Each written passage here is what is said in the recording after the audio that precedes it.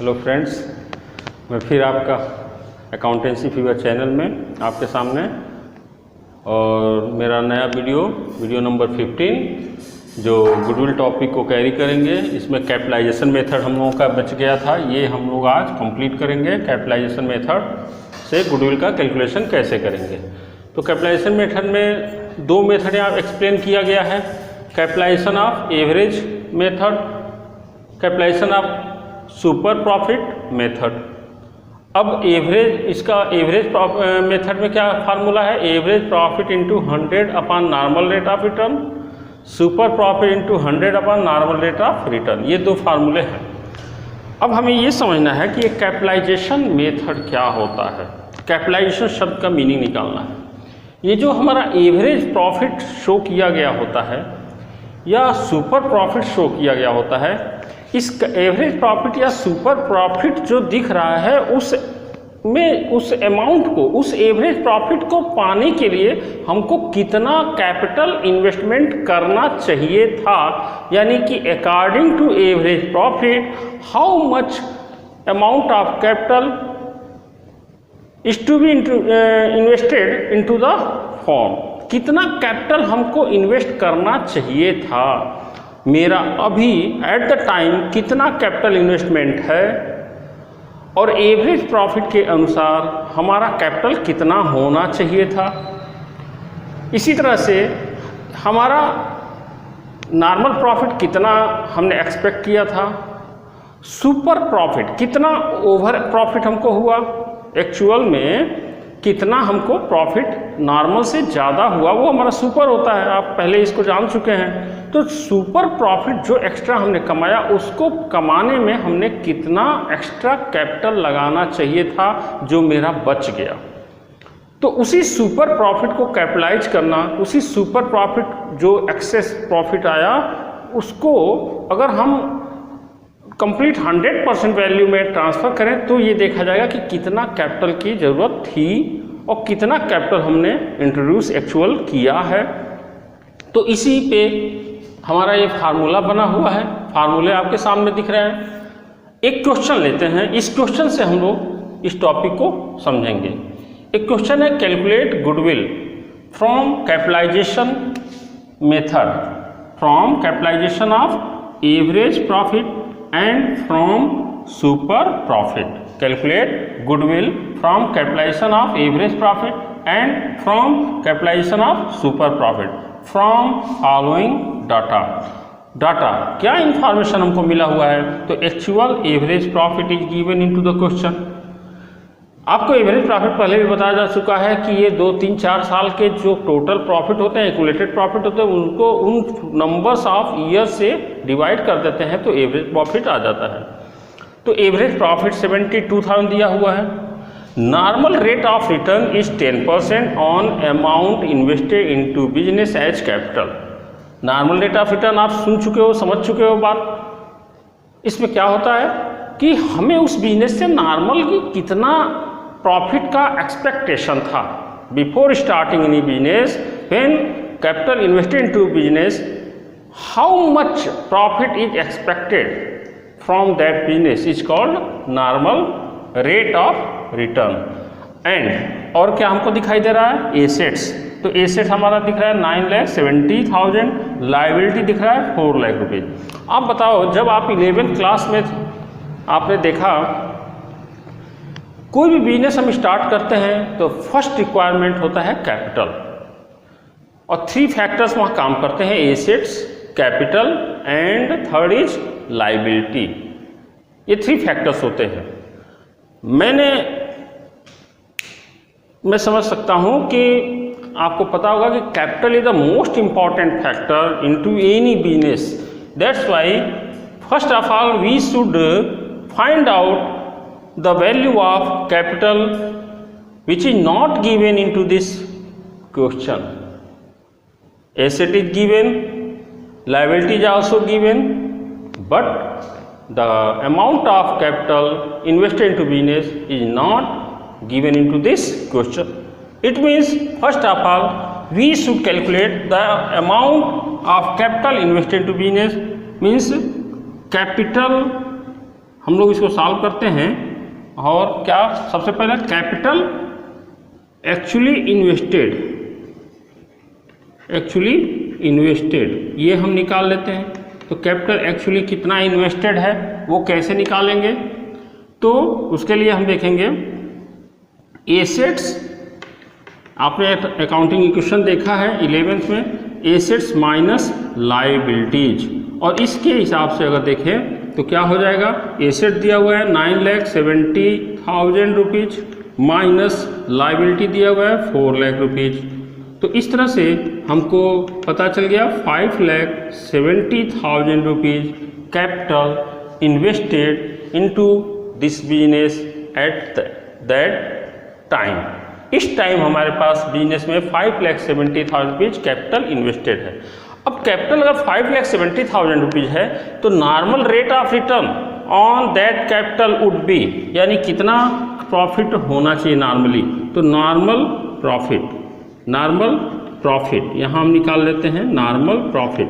तो normal profit कैसे निकालेंगे, तो जो कैपिटल इन्वेस्टेड है 5,70,000 इंटू 10/100, यानी 10% है कैपिटल पे, तो ये निकाल लिया हमने। तो आना चाहिए हमारा कितना, 57,000 रुपीज प्रॉफिट एक्सपेक्टेड है इस बिजनेस से, कि हमको 57,000 rupees profit from invested capital हमको रिसीव होगा। तो ये होना चाहिए। अभी हमको एक और प्रॉफिट दिया हुआ है इस क्वेश्चन में, एवरेज प्रॉफिट ऑलरेडी दिया हुआ है। तो एवरेज प्रॉफिट भी हमारे सामने दिख रहा है, एवरेज प्रॉफिट दिख रहा है हमारा 72,000 रुपीज, ये हो गया। तो ये हमारे बेसिक कैलकुलेशंस हैं जो कंप्लीट हो गए। अब हमको क्वेश्चन लगाना है capitalisation of average profit method से। तो कैपिटलाइजेशन करना है एवरेज प्रॉफिट का, तो फार्मूला ये अप्लाई कर दो। एवरेज प्रॉफिट दिया हुआ है तो एवरेज प्रॉफिट इनटू, अभी हम दोबारा इसको फार्मूला नहीं लिखेंगे, सामने लिखा हुआ है, इसलिए क्या करेंगे, average profit 72,000 into 100 upon normal rate of return 10% दिया है तो 10 हो गया। ये हो गया हमारा 7,20,000 रुपीज। यानी कि इस एवरेज प्रॉफिट जो दिखा रहा है 72,000 रुपीज, इसको लेने के लिए इस प्रॉफिट को अगर हम चाहते हैं अर्न करना फ्रॉम आवर बिजनेस, तो हमें इसके लिए 7,20,000 रुपीज का इन्वेस्टमेंट करना चाहिए। लेकिन हमने एवरेज 72,000 रुपीज पाया और नॉर्मली हमको आना चाहिए था 57,000 रुपीज इस कैपिटल से। तो अब हमारा यहाँ पे ये देखना जरूरी होगा कि हमने लगाया है कैपिटल कितना, ये है 5,70,000 और होना चाहिए था कितना, 7,20,000 रुपीज कैपिटल होना चाहिए था। तो यहाँ पे ये जो है रिक्वायर्ड कैपिटल, मैं इसको लिख दे रहा हूँ, रिक्वायर्ड कैपिटल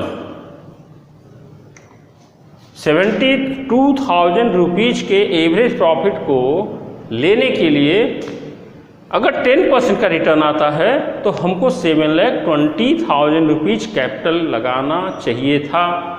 लेकिन हमने ये एवरेज प्रॉफिट लिया है केवल 5,70,000 रुपीज के कैपिटल से, इसलिए हमने यहाँ पे अपनी कैपिटल सेव कर ली। तो गुडविल, इसी को हम बोलेंगे गुडविल आ गया। गुडविल इक्वल टू क्या करेंगे, रिक्वायर्ड कैपिटल माइनस कैपिटल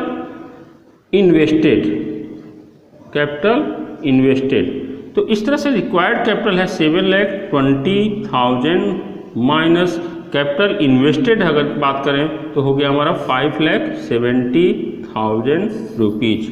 अब यहाँ पे जितना एक्सेस आ रहा है वही हमारा क्या हो जाएगा, गुडविल। यानी कि जहाँ 7,20,000 रुपीज हमें लगाना चाहिए था, वहाँ हमने 5,70,000 रुपीज इन्वेस्ट किया बिजनेस में। यानी हमने अपना कितना कैपिटल सेविंग कर लिया, बचा लिया। ये जो मैंने कैपिटल बचा लिया वही हमारा क्या हो जाएगा, गुडविल ऑफ द फॉर्म। तो कितना बचा लिया भाई हमने, तो 0 0 0, ये आपका आ गया 0, 12 - 7 5, 6 - 5 1,50,000 रुपीज, ये हमारा आ गया goodwill by the method of capitalisation of average method, average profit. तो ये हमने अभी इसको हमने सॉल्व कर लिया। सेम इसी क्वेश्चन से हम लोग सुपर प्रॉफिट को भी देखते हैं। क्वेश्चन यही रहेगा, इसी क्वेश्चन से हम सुपर प्रॉफिट पे आते हैं। तो देखो बेसिक कैलकुलेशंस जो हैं हमारे, ये इंफॉर्मेशंस जो हमने लिखा है यही अप्लाई होगा इस पे भी। हमने यहाँ पे फर्स्ट मेथड को अप्लाई कर लिया, फर्स्ट मेथड से हमने गुडविल का वैल्यूएशन कर लिया, और अब हम सेकंड मतलब कि B capitalisation of super profit को समझना है। सबसे पहले हमको क्या निकालना होगा? Super profit, capitalisation of super profit. तो आप जरा बताओ कि इसमें कहीं सुपर प्रॉफिट तो दिया नहीं है क्वेश्चन में, तो हमें फार्मूला अप्लाई करना होगा सुपर प्रॉफिट के लिए। सुपर प्रॉफिट के लिए पहले फार्मूला नोट कराया जा चुका है, जरा हम नोट करते हैं क्या क्या फार्मूला होता है। तो super profit equal to average profit minus normal profit, एक ये फार्मूला होता है। और दूसरा फार्मूला आपको होता है actual profit minus normal profit. अब आपके सामने ये दो फार्मूले हैं। अब आप इन दोनों फार्मूलों में से अपने दिए गए क्वेश्चन में जो डाटा दिया है उन डाटाओं से आपको समझना है कि कौन सा फार्मूला हम अप्लाई कर सकते हैं। एवरेज प्रॉफिट क्वेश्चन में मिल गया 72,000 रुपये। एक्चुअल प्रॉफिट तो इस क्वेश्चन में दिया नहीं है। और क्या दे रहा है? Normal profit. तो नॉर्मल प्रॉफिट अभी हमने निकाला था कि जो कैपिटल हमने इन्वेस्ट किया था उसके हिसाब से नॉर्मल प्रॉफिट 57,000 रुपीज एक्सपेक्ट किया गया है।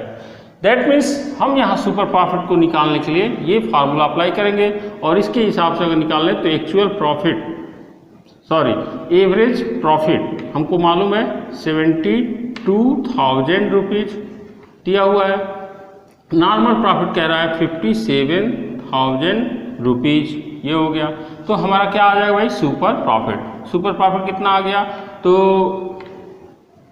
15,000 रुपीज आ जाएगा ये, ठीक है ना? 15,000 रुपीज, ये हमारा क्या हो गया? सुपर प्रॉफिट आ गया। अब सुपर प्रॉफिट जब हमें मालूम हो गया तो ये फार्मूला अप्लाई कर दो। तो अकॉर्डिंग टू सुपर प्रॉफिट, अगर हम सुपर प्रॉफिट को कैपिटलाइज करते हैं, यानी कि जो हमने एक्स्ट्रा प्रॉफिट अर्न किया,